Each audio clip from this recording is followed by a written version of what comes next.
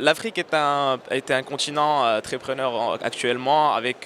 Souvent on ne sait pas que l'Afrique représente 54 pays et une superficie qui est 3 fois les États-Unis, 47 fois la France. On touche à une population de 1 milliard de personnes qui se voit augmenter au fil des années. Ce sera le continent qui a une plus grosse augmentation de population sur les prochaines années.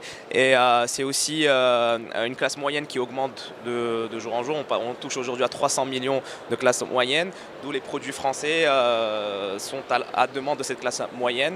Donc il y a vraiment une opportunité pour les produits français sur ce marché africain.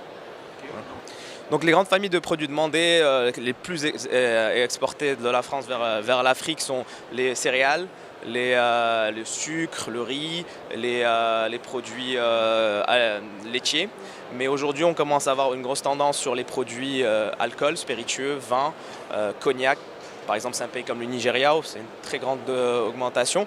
Donc on voit aussi beaucoup de demandes sur les produits de viande, donc des carnets aussi sur des pays comme l'Afrique de l'Ouest et des épiceries fines. Ça c'est très demandé. Vous savez, la population de l'Afrique Nord, Afrique de l'Ouest, on voyage souvent en France, ont affaire à des produits qu'ils voient dans les quotidiens, qu'ils aimeraient retrouver une fois dans leur pays. Donc ils sont tous souvent à la recherche des nouveaux produits et le challenge c'est souvent d'être sur des prix compétitifs.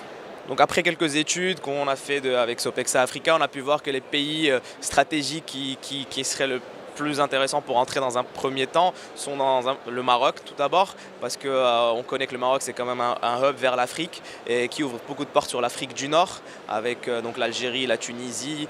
On peut aller jusqu'à la Libye, même si politiquement c'est très sensible en ce moment. Mais ensuite, on a la partie de l'Afrique de l'Ouest, où la Côte d'Ivoire permet une entrée qui peut toucher par la suite le Sénégal, le Cameroun, plus vers aussi le Mali.